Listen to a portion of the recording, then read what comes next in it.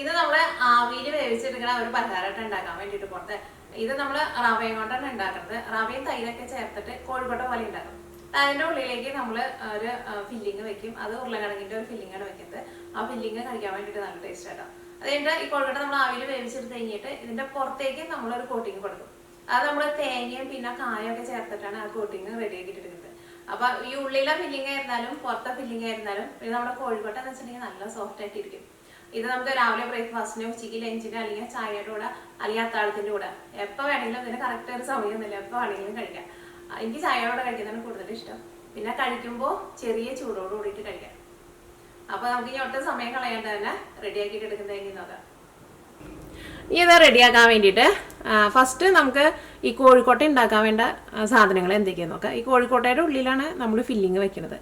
അപ്പോൾ കോഴിക്കോട്ട ഉണ്ടാക്കാൻ വേണ്ടിയിട്ട് ഞാനിവിടെ 1 കപ്പ് റവ എടുത്തിട്ടുണ്ട്. സാധാരണ വറുക്കാത്ത റവേനെ എടുത്തേക്കുന്നത്. പിന്നെ 4 ടേബിൾ സ്പൂൺ തൈര് എടുത്തിട്ടുണ്ട്.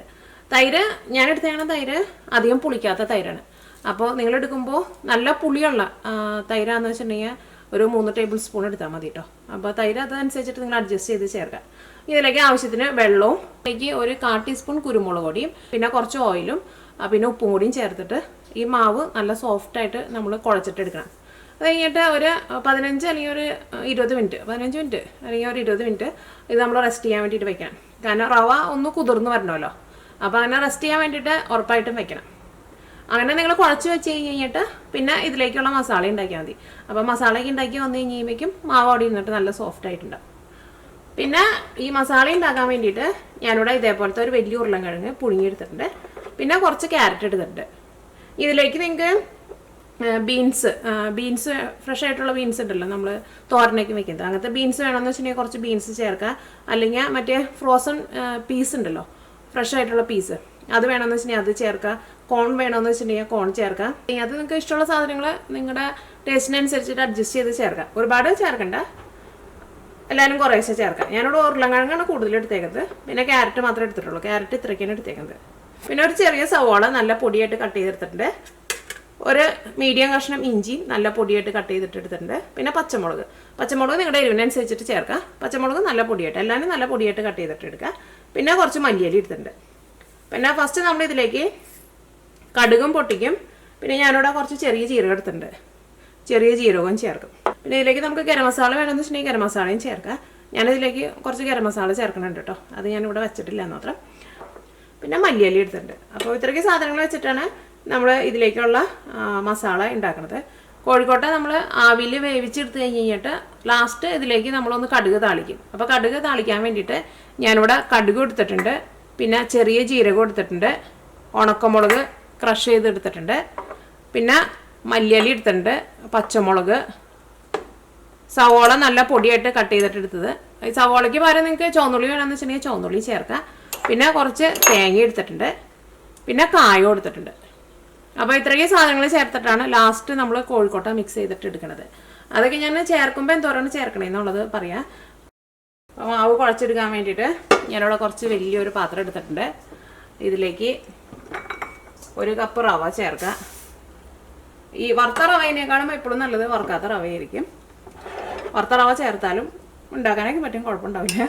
ഇതിലേക്ക് 4 ടേബിൾ സ്പൂൺ തൈര് ചേർക്കുക. ഉപ്പ് ചേർക്കുക.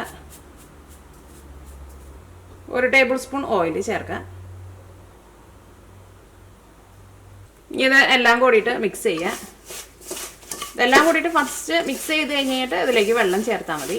അപ്പം നമ്മൾ 1 കപ്പ് നമ്മൾ എടുക്കുമ്പോൾ ഇതിലേക്ക് പിന്നെ ഒരു 1/4 കപ്പിൻ്റെ അത്രയ്ക്ക് വെള്ളം ആവശ്യം ഉണ്ടാവില്ല.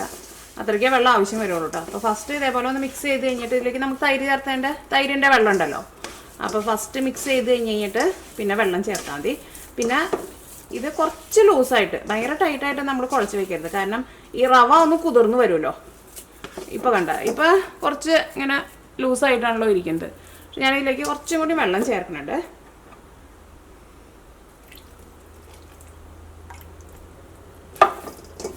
അത് നമ്മൾ എടുക്കണ തൈര് ചിലപ്പോൾ നല്ല വെള്ളം പോലെ ഇരിക്കുന്ന തൈരാന്ന് വെച്ചിട്ടുണ്ടെങ്കിൽ ചിലപ്പോൾ വെള്ളം ചേർക്കേണ്ട ആവശ്യം ഉണ്ടാവില്ല കേട്ടോ.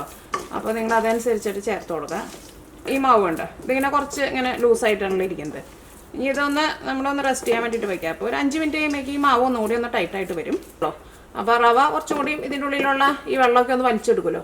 ഇതിലേക്ക് ഞാനിവിടെ ഒരു 1/4 ടീസ്പൂൺ കുരുമുളക് പൊടിയും ചേർക്കുന്നുണ്ട്. ഇങ്ങനെ നല്ല സോഫ്റ്റായിട്ട് കുഴച്ചിട്ട് എടുക്കണം. ഈ മാവ് നമുക്കൊരു 15 മിനിറ്റ് ഒന്ന് റെസ്റ്റ് ചെയ്യാൻ വേണ്ടിയിട്ട് വെക്കാം. അപ്പോൾ ആ സമയം കൊണ്ട് നമുക്ക് ഇതിലേക്കുള്ള ഉരുളൻകിഴങ്ങിൻ്റെ ഫില്ലിങ് റെഡിയാക്കിയിട്ട് എടുക്കാം. അപ്പോൾ നമ്മുടെ ഉരുളൻകിഴങ്ങിൻ്റെ ഫില്ലിങ് റെഡിയാക്കാൻ വേണ്ടിയിട്ട് ഒരു പാൻ വെച്ചിട്ട് ചൂടാക്കുക. ഇതിലേക്ക് ആവശ്യത്തിന് ഓയിൽ ചേർക്കുക. ഇതിലേക്ക് നമുക്ക് ഇഷ്ടമുള്ള ഓയിൽ ചേർക്കാം. ഞാൻ ഇതിലേക്ക് വെളിച്ചെണ്ണ കേട്ടോ ചേർക്കണത്. ഇത് വെളിച്ചെണ്ണ കേട്ടോ, ഇവിടെ തണുപ്പായതുകൊണ്ടാട്ടോ വെളിച്ചെണ്ണ ഇങ്ങനെ കട്ട പിടിച്ചിട്ടിരിക്കുന്നത്. ഇപ്പോൾ വെളിച്ചെണ്ണ നന്നായിട്ട് ചൂടായിട്ടുണ്ട്. ഇനി ഇതിലേക്ക് കടുക് ചേർക്കുക. കടുക് ഞാനിതിലേക്ക് 1/2 ടേബിൾ സ്പൂൺ കടുകാണ് ചേർക്കണത്. അപ്പോൾ കടുക് പൊട്ടിയിട്ടുണ്ട്. ഇനി ഇതിലേക്ക് കുറച്ച് ചെറിയ ജീരകട്ടോ ചേർക്കണത്. നമ്മുടെ ടേസ്റ്റിനനുസരിച്ചിട്ട് കുറച്ച് ചേർത്ത് കൊടുക്കുക. ജീരകം കരിഞ്ഞു പോകണ്ട. ഇനി ഇതിലേക്ക് നമുക്ക് ഇഞ്ചിയും സവോളയും പച്ചമുളകും ചേർക്കുക. പിന്നെ ക്യാരറ്റും ചേർക്കുക. ക്യാരറ്റ് ഇതിൻ്റെ ഒപ്പം തന്നെയാണ് ചേർത്തോ, അപ്പോൾ ക്യാരറ്റ് അങ്ങോട്ട് മുരിഞ്ഞോളും. ഇതെല്ലാം നല്ല സോഫ്റ്റായിട്ട് വന്നിട്ടുണ്ട്. ഇതിലേക്ക് ഞാനിവിടെ കുറച്ച് കുരുമുളക് പൊടി ചേർക്കുന്നുണ്ട്.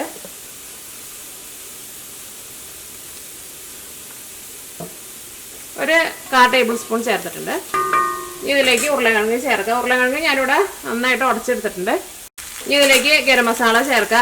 ഗരം മസാല നിങ്ങൾ ഫസ്റ്റ് കുറച്ച് ചേർക്കുക. ഫസ്റ്റ് നിങ്ങളൊരു 1/4 ടേബിൾ സ്പൂൺ ചേർക്കുക. എന്നിട്ട് എല്ലാം കൂടിയിട്ട് മിക്സ് ചെയ്ത് കഴിഞ്ഞിട്ട് പിന്നെ നിങ്ങൾക്ക് വേണമെന്ന് വെച്ചിട്ടുണ്ടെങ്കിൽ അതനുസരിച്ചിട്ട് ചേർത്താൽ മതി. കാരണം ഗരം മസാല ചേർക്കണേന് അങ്ങനെ കറക്റ്റ് ഇത്രയ്ക്ക് അളവൊന്നുമില്ല.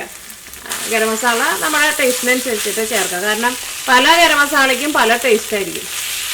പിന്നെ ചിലവർക്ക് ഗരം മസാല ചിലപ്പോൾ ഇഷ്ടമുണ്ടാവില്ല. അപ്പോൾ ഗരം മസാല ചേർത്തില്ലെങ്കിലും കുഴപ്പമില്ല.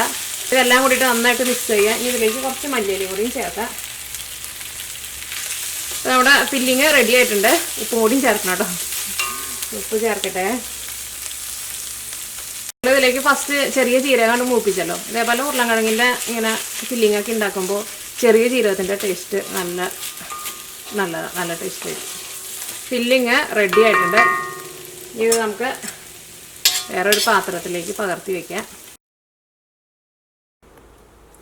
ഇപ്പം മാവ് ഒരു 15 മിനിറ്റ് റെസ്റ്റ് ചെയ്യാൻ വേണ്ടിയിട്ട് വെച്ചിട്ടുണ്ടായിരുന്നു. ഇപ്പം മാവ് വേണ്ട ഒന്നും കൂടി നല്ല തിക്കായിട്ട് വന്നിട്ടില്ലേ? ഇതേപോലെ ഇനി ഇരിക്കണം. നമ്മൾ കയ്യിൽ വെച്ചിട്ട് ഇങ്ങനെ ഉരുട്ടിയിട്ട് എടുക്കുമ്പോൾ നമ്മുടെ കൈമ പിടിക്കരുത് കേട്ടോ. അപ്പോൾ അങ്ങനെ ഞാൻ പിടിക്കുന്നുണ്ടെന്ന് വെച്ചിട്ടുണ്ടെങ്കിൽ വെള്ളം കൂടിയുണ്ട്. അപ്പോൾ നമ്മൾ രണ്ടാമത്തെ കുറച്ചും കൂടി റവ ചേർത്തിട്ട് റവ ഒന്നും കൂടി ഒന്ന് കുതിരാൻ വേണ്ടിയിട്ട് വെക്കണം. ഇതിൽ നിന്ന് ഓരോ ചെറിയ ബോളാക്കിയിട്ട് എടുത്തിട്ട് ഇതൊന്ന് നല്ല കനം കുറച്ചിട്ട് കയ്യിൻ്റെ ഉള്ളിൽ വെച്ചിട്ട് തന്നെ പരത്തിയിട്ടെടുക്കുക. അപ്പോൾ ഞാൻ കൈമ കുറച്ച് ഓയിലൊന്ന് തൂത്ത് കൊടുത്തിട്ടുണ്ട്. അത് നമുക്ക് എത്ര വലിപ്പമുള്ള ബോളാണ് വേണ്ടതെന്ന് വെച്ചിട്ടുണ്ടെങ്കിൽ അതനുസരിച്ചിട്ട് എടുക്കുക. അപ്പോൾ ഞാനിവിടെ കയ്യിലെടുക്കുമ്പോൾ ഇത്രയ്ക്ക് നമ്മുടെ കയ്യിൽ എത്രയാണ് കൊള്ളാമെന്ന് വെച്ചിട്ടുണ്ടെങ്കിൽ അത്രയ്ക്ക് വലിപ്പമുള്ള ബോളാക്കിയിട്ടാണ് എടുക്കുന്നത്. അത് കയ്യിൽ വെച്ചിട്ട് ഇങ്ങനെ ഉരുട്ടെ. അപ്പോൾ ഇത് നമ്മുടെ കൈമൊട്ടും പിടിക്കണില്ല കേട്ടോ. അതേപോലെ ഇരിക്കണം. ഇനി ഇത് ഞാനിവിടെ ഈ ഉള്ളം കയ്യിൽ വെച്ചിട്ടാണ് പരത്താൻ വേണ്ടിയിട്ട് പോണത്. ഉള്ളം കയ്യിലും കുറച്ച് ഓയിലൊന്ന് തൂത്ത് കൊടുത്തിട്ടുണ്ട്. ഇത് എന്തോരം ഇതിങ്ങനെ ഈ സൈഡ് നമ്മൾ കോഴിക്കോട്ടേക്ക് ഉണ്ടാക്കില്ലേ അതേപോലെ പരത്തിയിട്ട് എടുക്കണം. എന്തോരം കനം കുറച്ചിട്ട് പരത്തണം അത്രയ്ക്ക് ടേസ്റ്റ് ആയിരിക്കും കഴിക്കാൻ വേണ്ടിയിട്ട്.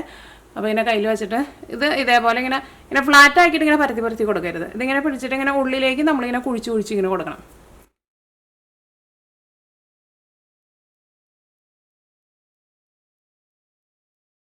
തിരിപ്പിച്ച് ഇങ്ങനെ പരത്തി കൊടുക്കണം. പിന്നെ മാവായിരുന്നാലും ഭയങ്കര ഇങ്ങനെ എന്താ പറയുക ഭയങ്കര ഡ്രൈ ആയിട്ട് ഇരിക്കണ്ട. ഇതിപ്പോൾ മാവ് കുറച്ച് സോഫ്റ്റ് ആയിട്ടാണല്ലോ ഇരിക്കേണ്ടത്. അതേപോലെ ഇങ്ങനെ കുറച്ച് സോഫ്റ്റ് ആയിട്ട് ഇരുന്നോട്ടെ. അപ്പോഴായിരിക്കും നമ്മളിത് ആവിയിൽ വേവിച്ചെടുത്ത് കഴിയുമ്പോഴും ഇത് നല്ല സോഫ്റ്റ് ആയിട്ടിരിക്കുക. നല്ല കനം കുറച്ചിട്ട് നമ്മുടെ കയ്യിൽ എങ്ങനെ വെച്ചിട്ട് നമുക്ക് ഇങ്ങനെ കനം കുറച്ചിട്ട് ചെയ്യാൻ വേണ്ടിയിട്ട് പറ്റാമെന്ന് വെച്ചാൽ അതേപോലെ ചെയ്യാം. ചിലപ്പോൾ നമ്മളിങ്ങനെ കനം കുറച്ചിട്ട് ഇങ്ങനെ ചെയ്യുന്ന സമയത്ത് ചിലപ്പോൾ ഇതാണ്ട് വിട്ടുപോകും. അങ്ങനെ വിട്ടുപോകുന്നത് വെള്ളം കൂടിയിട്ട് കേട്ടോ. അപ്പോൾ അതനുസരിച്ചിട്ട് റവ ചേർത്തിട്ട് പിന്നെയും നമ്മൾ മിക്സ് ചെയ്തിട്ട് പിന്നെയും നമ്മൾ കുറച്ച് നേരം റെസ്റ്റ് ചെയ്യാൻ വേണ്ടിയിട്ട് വെക്കണം. ഈ സൈഡൊക്കെ ഒന്ന് കനം കുറച്ച് കൊടുക്കാം. ഇത് ഞാനിവിടെ അത്യാവശ്യം നല്ല കനം കുറച്ചിട്ട് പരത്തിയിട്ടുണ്ട്. ഇനി നമ്മുടെ ഉള്ളം കയ്യിൽ വയ്ക്കാം. ഇതിൻ്റെ ഉള്ളിലേക്ക് നമ്മൾ ഫില്ലിങ് വയ്ക്കാൻ വേണ്ടിയിട്ട് പോകണം. ഫില്ലിങ് വയ്ക്കുമ്പോൾ കാര്യം പ്രത്യേകം ശ്രദ്ധിക്കുക. കാരണം ചൂടോട് കൂടിയിട്ട് ഇതിൻ്റെ ഉള്ളിലേക്ക് നമ്മൾ ഫില്ലിങ് വയ്ക്കരുത് കേട്ടോ. ഇപ്പോൾ നമ്മുടെ ഫില്ലിങ് നന്നായിട്ട് ചൂടാറിയിട്ടുണ്ട്. ഇതിൻ്റെ ഉള്ളിലേക്ക് ഫില്ലിങ് വെച്ച് കൊടുക്കുക. നമ്മൾ കോഴിക്കോട്ടയുടെ ഉള്ളിൽ തേങ്ങ വെച്ചിട്ട് നമ്മൾ ഫില്ല് ചെയ്തിട്ട് അടക്കില്ലേ അതേപോലെ തന്നെയാണ് ഇത്. അപ്പോൾ അതിൻ്റെ ഉള്ളിൽ നമ്മൾ ഫില്ലിങ് വെച്ചിട്ടുണ്ട്. ഇത് അടയ്ക്കാൻ വേണ്ടിയിട്ട് പോവാണ്. അപ്പോൾ കുറേ അങ്ങോട്ട് വെച്ചിട്ടുണ്ടെന്ന് വെച്ചാൽ ചിലപ്പോൾ നമുക്ക് അടയ്ക്കാൻ വേണ്ടിയിട്ട് പറ്റില്ല. ഇതിൻ്റെ ഉള്ളിൽ എന്നാലും അത്യാവശ്യം നന്നായിട്ട് വെക്കണം. പറ്റാവുന്ന അത്രയ്ക്ക് വെക്കാൻ വേണ്ടിയിട്ട് നോക്കാം. എന്നിട്ട് ഇത് ഇങ്ങനെ ക്ലോസ് ചെയ്യുക. എനിക്കാണോ ഇത് ഫസ്റ്റ് നമ്മളിങ്ങനെ സെൻറ്ററിലേക്ക് ക്ലോസ് ചെയ്യുന്നത് കേട്ടോ കുറച്ചും കൂടി എളുപ്പം. അത് കഴിഞ്ഞിട്ട് നമ്മൾ ഈ സൈഡൊക്കെ ആണ്ട് ക്ലോസ് ചെയ്യുക. പിന്നെ ക്ലോസ് ചെയ്യുന്നത് കണ്ടോ ഇതേപോലെ ഇങ്ങനെ പൊന്തിച്ച് കൊണ്ടുവരിക. ഇത് നമുക്ക് എടുത്ത് മാറ്റാം. അല്ലെങ്കിൽ ഇവിടെ നമ്മൾ ഈ ക്ലോസ് ചെയ്യുന്നിടത്ത് ചിലപ്പോൾ നമ്മൾ കഴിക്കുമ്പോൾ ഭയങ്കര കനത്തിലിരിക്കും. അങ്ങനെ പൊന്തിച്ചിട്ടുണ്ടെങ്കിൽ നമുക്ക് ഇതിനകത്തുനിന്ന് കുറച്ച് മാവ് കൊണ്ട് എടുത്ത് മാറ്റാൻ വേണ്ടിയിട്ട് പറ്റും. അപ്പോൾ ഇതിൽ നിന്ന് കുറച്ച് മാവ് എടുത്തൊന്ന് മാറ്റാം. അതായത് നമ്മൾ കോഴിക്കോട്ട ഉണ്ടാക്കുമ്പോഴായിരുന്നാലും അവിടെ ആ ക്ലോസ് ചെയ്യുന്നിടത്ത് ഭയങ്കര കനത്തിലിരിക്കുമല്ലോ. എന്നിട്ട് അവിടെ നന്നായിട്ട് ഇങ്ങനെ ക്ലോസ് ചെയ്ത് കൊടുക്കുക. ഇപ്പോൾ നന്നായിട്ട് ക്ലോസ് ആയിട്ടില്ലേ? ഇനി ഇത് കയ്യിൽ വെച്ചിട്ട് ഉരുട്ടുക. അപ്പോൾ ഇത് നല്ല സോഫ്റ്റായിട്ടാട്ടോ ഇരിക്കുന്നത്. അപ്പോൾ നമ്മൾ ആവിയിൽ വേവിച്ചെടുത്ത് കഴിഞ്ഞാലും ഇതിൻ്റെ ഈ പുറത്ത് ഇത് നല്ല സോഫ്റ്റായിട്ടിരിക്കും. അപ്പോൾ ഈ ബാക്കിയുള്ളതെല്ലാവരും ഇതേപോലെ തന്നെ റെഡിയാക്കിയിട്ട് എടുക്കുക. നമ്മൾ അങ്ങനെ പരത്തിയിട്ട് എടുക്കുമ്പോൾ തിരക്ക് പിടിച്ചിട്ട് പരത്തരുത്. കാരണം കനം കുറച്ചിട്ട് വേണം പരത്താൻ വേണ്ടിയിട്ട്. അല്ലെങ്കിൽ ഭയങ്കര കനത്തിൽ അങ്ങോട്ട് പരത്തിയിട്ട് അതിൻ്റെ ഉള്ളിൽ ഫില്ലിങ് വെച്ചിട്ട് നമ്മൾ ആവിയിൽ വേവിച്ചെടുത്തിട്ടുണ്ടെന്ന് വെച്ചിട്ടുണ്ടെങ്കിൽ അതിൻ്റെ ആ പുറത്ത് നമ്മൾ കഴിക്കുമ്പോൾ അത്രയ്ക്ക് ടേസ്റ്റ് ഉണ്ടാവില്ല. ഇപ്പം എല്ലാവരും ഇതേപോലെ ഇങ്ങനെ ബോളാക്കിയിട്ട് എടുത്തിട്ടുണ്ട്. അപ്പോൾ നമുക്ക് ഇത്രയ്ക്ക് വെച്ചിട്ട് 5 എണ്ണം കേട്ടോ ഉണ്ടാക്കാൻ വേണ്ടിയിട്ട് പറ്റിയത്. ഇത് നമുക്ക് ആവിയിൽ വേവിച്ചിട്ട് എടുക്കാം. നമ്മൾ ഇഡ്ഡലിയൊക്കെ വേവിച്ചിട്ട് എടുക്കില്ലേ അതേപോലെ. അപ്പോൾ ഇനി ഇത് ആവിയിൽ വേവിച്ചിട്ട് എടുക്കാൻ വേണ്ടിയിട്ട് ഒരു ഇഡ്ഡലി പാത്രം എടുക്കുക. ഇതിലേക്ക് വെള്ളം ചേർക്കുക. തീ ഓണാക്കുക. നിങ്ങൾക്ക് വേണമെന്ന് വെച്ചിട്ടുണ്ടെങ്കിൽ ഈ അടിയിൽ ഈ മുട്ടിയിരിക്കുന്ന ഭാഗം ഉണ്ടല്ലോ അവിടെ വേണമെന്ന് വെച്ചിട്ടുണ്ടെങ്കിൽ കുറച്ച് ഓയിലൊന്ന് മുക്കിയിട്ട് വയ്ക്കുക. അല്ലെങ്കിൽ ചിലപ്പോൾ നമ്മളിത് എടുക്കുമ്പോൾ ചിലപ്പോൾ അത് ഇഡ്ഡലി പാത്രത്തിൻ്റെ തട്ടിൽ ഇങ്ങനെ പിടിച്ചിരിക്കുക. ഇനി നമുക്ക് മൂടി വയ്ക്കാം. ഇനി നന്നായിട്ട് ആവി വന്നു കഴിഞ്ഞിട്ടുണ്ടെന്ന് വെച്ചിട്ടുണ്ടെങ്കിൽ പിന്നെ ഒരു 10 മിനിറ്റിനുള്ളിൽ ഇത് നമുക്ക് റെഡി ആയി കിട്ടും. അപ്പോൾ ഇതിൽ നിന്ന് ഒരു 10 മിനിറ്റ് നന്നായിട്ട് ആവി വന്നിട്ടുണ്ടായിരുന്നു. ഇനി ഒന്ന് തുറന്ന് നോക്കാം. അപ്പോൾ ഇത് വെന്തിട്ടുണ്ട്. ഇനിയിപ്പോൾ ഒരു 10 മിനിറ്റ് നന്നായിട്ട് ആവി വന്നിട്ടുണ്ടെങ്കിൽ എന്തായിരുന്നാലും വെന്തിട്ടുണ്ടാവും. ഇനിയിപ്പോൾ നിങ്ങൾക്ക് സംശയം ഉണ്ടെന്ന് വെച്ചിട്ടുണ്ടെങ്കിൽ ഒരു ടൂത്ത് പിക്കോ അല്ലെങ്കിൽ ഒരു ഈർക്കിളിയോ എന്തെങ്കിലും വെച്ചിട്ട് ജസ്റ്റ് ഒന്ന് കുത്തി നോക്കാം. അപ്പോൾ അത് നല്ല ക്ലീൻ ആയിട്ട് വരണുണ്ടെന്ന് വെച്ചിട്ടുണ്ടെങ്കിൽ വെന്തിട്ടുണ്ടാവും. ഈ തീ ഓഫ് ചെയ്യുക. ഇത് നല്ല സോഫ്റ്റ് ആയിട്ടാട്ടോ ഇരിക്കുന്നത്. കടുക് താളിക്കുക. കടുക് താളിക്കാൻ വേണ്ടിയിട്ട് ഒരു പാൻ വെച്ചിട്ട് ചൂടാക്കുക. ഞാനിവിടെ ആ മസാല ഉണ്ടാക്കിയാണ് ആ സെയിം പാൻ തന്നെയായിട്ട് എടുക്കുന്നത്. ചീഞ്ചട്ടി നന്നായിട്ട് ചൂടായിട്ടുണ്ട്. ഇനി ഇതിലേക്ക് വെളിച്ചെണ്ണ ചേർക്കുക. വെളിച്ചെണ്ണ നന്നായിട്ട് ചൂടായിട്ടുണ്ട്. ഇനി ഇതിലേക്ക് കടുക് ചേർക്കുക. കടുക് ഞാൻ ഇതിലേക്ക് ഒരു 1/4 ടേബിൾ സ്പൂണാണ് ചേർക്കുന്നത്. ഇപ്പോൾ കടുക് പൊട്ടിയിട്ടുണ്ട്. ഇനി ഇതിലേക്ക് ചെറിയ ജീരകം ചേർക്കുക. ഒരു 2 നുള്ളു ജീരകം ചേർക്കുക. പച്ചമുളക് ചേർക്കുക. ഉണക്കമുളക് ക്രഷ് ചെയ്ത് ചേർക്കുക. സവോള ചേർക്കുക.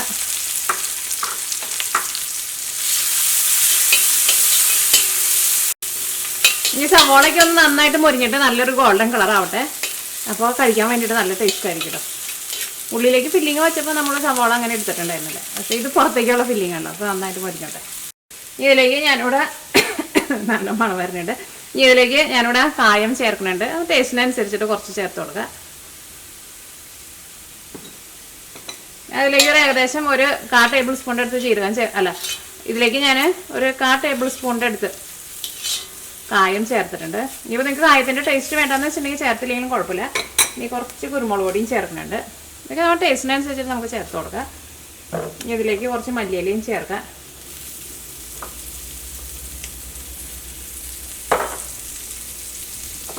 കുറച്ച് ഉപ്പും ചേർക്കാം.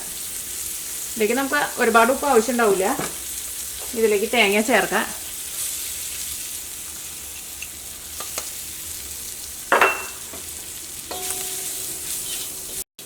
ഈ തേങ്ങയും ഇതിൻ്റെ കൂടെ കിടന്നിട്ട് ഒന്ന് ചെറുതായിട്ടൊന്ന് മുരിഞ്ഞോട്ടെ.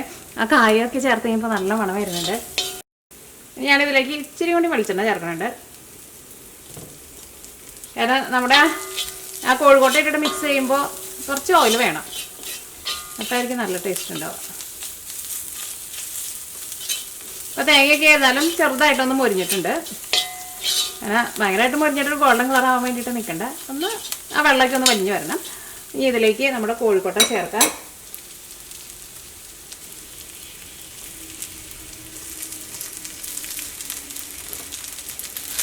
തീ നന്നായിട്ട് കുറച്ച് വയ്ക്കുക. കോഴിക്കോട്ട ചേർത്ത് കഴിയുമ്പോൾ ഇതെല്ലാം കൂടിയിട്ട് നന്നായിട്ട് മിക്സ് ചെയ്യുക. ഇത് കരിഞ്ഞു പോകരുത് കേട്ടോ. ഇത് നമുക്ക് തീ ഓഫ് ചെയ്യുക. തീ ഓഫ് ചെയ്ത് കഴിഞ്ഞിട്ട് ഇളക്കാം. അല്ലെങ്കിൽ ചിലപ്പോൾ നിങ്ങൾ ഇളക്കി വരുമ്പോഴേക്കും ചിലപ്പോൾ ഈ തേങ്ങയൊക്കെയാണ് കരിഞ്ഞു പോയിട്ടുണ്ടാവും. ഇനി നമുക്ക് ഒരു 5 മിനിറ്റ് ഒന്ന് മൂടി വയ്ക്കാം. അപ്പോൾ ഞാനിപ്പോൾ തീ ഓഫ് ചെയ്തേക്കാണ്, കാരണം ഇത് ഇരുമ്പിൻ്റെ ചീനച്ചട്ടിയാണല്ലോ, അപ്പോൾ അതുകൊണ്ട് തന്നെ നന്നായിട്ട് ചൂട് നിൽക്കുന്നുണ്ട്. അല്ലെങ്കിൽ എന്ന് വെച്ചിട്ടുണ്ടെങ്കിൽ നിങ്ങൾ തീ നന്നായിട്ട് എന്തോരം കുറച്ച് വയ്ക്കാമോ അത്രയ്ക്ക് കുറച്ച് വെച്ചിട്ട് ഒരു 5 മിനിറ്റ് മൂടി വയ്ക്കുക. കാരണം ഈ തേങ്ങ പെട്ടെന്നാണ് കരിഞ്ഞു പോട്ടോ, തീ ഒട്ടും കൂട്ടി വെക്കരുത്. അപ്പോൾ നമ്മൾ എടുത്തേക്കണ ആ പാന് നല്ല ചൂടുണ്ടെന്ന് വെച്ചിട്ടുണ്ടെങ്കിൽ തീ ഓഫ് ചെയ്തിട്ട് മൂടി വെച്ചാൽ മതി. ഇനി നമുക്കൊന്ന് തുറന്നു നോക്കാം. നല്ല മണം വരുന്നുണ്ട്. അപ്പോൾ ഇനി അതിന് ഒരെണ്ണം നമുക്കൊന്ന് കട്ട് ചെയ്ത് നോക്കാം, ഇതിൻ്റെ ഉള്ളിൽ എങ്ങനെ ഇരിക്കണേന്നുള്ളത് നിങ്ങൾക്ക് അറിയാൻ വേണ്ടിയിട്ട് ഭയങ്കര ആഗ്രഹം ഉണ്ടാവില്ലല്ലോ. അതിൻ്റെ ഉള്ളിൽ ഇതിന് അത്യാവശ്യം നല്ല ചൂടുണ്ട്, നല്ല എടുത്ത് നോക്കട്ടെ. ഇതിൻ്റെ ഉള്ളിൽ കണ്ട, ഉള്ളിൽ ഇതേപോലെയാണ് ഇരിക്കുന്നത്. ഈ പുറത്ത് ഇതാന്ന് വെച്ചിട്ടുണ്ടെങ്കിൽ നല്ല സോഫ്റ്റായിട്ടാണ് ഇരിക്കുന്നത്. അപ്പോൾ ഇതിൻ്റെ ഉള്ളിൽ ഇതേപോലെയാണ് ഇരിക്കുന്നത്. ഇതിൻ്റെ ഉള്ളിൽ ആ ഫില്ലിങ്ങും പിന്നെ ഈ പുറത്ത് നമ്മുടെ ഈ കോഴിക്കോട്ട ആയിരുന്നാലും നല്ല സോഫ്റ്റായിട്ടാണ് ഇരിക്കുന്നത്. അപ്പോൾ നിങ്ങളെല്ലാവരും ട്രൈ ചെയ്ത് നോക്കാം. ഇത് കഴിക്കുമ്പോൾ ചെറിയ ചൂടോട് കൂടിയിട്ട് കഴിക്കാം. അപ്പോൾ അതിൻ്റെ ഉള്ളിലെ ഫില്ലിംഗ് ആയിരുന്നാലും കഴിക്കാൻ വേണ്ടിയിട്ട് നല്ല ടേസ്റ്റാണ്. പിന്നെ ആ പുറത്തെ ഫില്ലിംഗ് ഉണ്ടല്ലോ, തേങ്ങയൊക്കെ ഇട്ടിട്ടുള്ള ഫില്ലിംഗ്, അതാണെങ്കിലും കഴിക്കാൻ വേണ്ടിയിട്ട് നല്ല ടേസ്റ്റാണ്. അപ്പോൾ ഇത് എല്ലാം കൂടിയിട്ടാണ്ട് ഒരുമിച്ചാണ്ട് കഴിക്കാൻ വേണ്ടിയിട്ട് നല്ല ടേസ്റ്റായിരിക്കും. അപ്പോൾ നിങ്ങളെല്ലാവരും ട്രൈ ചെയ്ത് നോക്കാം. അപ്പോൾ ഈ നാളെ വേറൊരു പുതിയ റെസിപ്പി ആയിട്ട് വരാം. അപ്പോൾ മിയ കിച്ചൻ്റെ പുതിയ റെസിപ്പികളൊക്കെ ഇടുമ്പോൾ നിങ്ങൾക്ക് അതിൻ്റെ നോട്ടിഫിക്കേഷൻ കിട്ടണമെന്ന് വെച്ചിട്ടുണ്ടെങ്കിൽ മിയ കിച്ചൻ സബ്സ്ക്രൈബ് ചെയ്യാൻ വേണ്ടിയിട്ട് മറക്കരുത്. അപ്പോൾ ഇനി നമുക്ക് നാളെ കാണാം.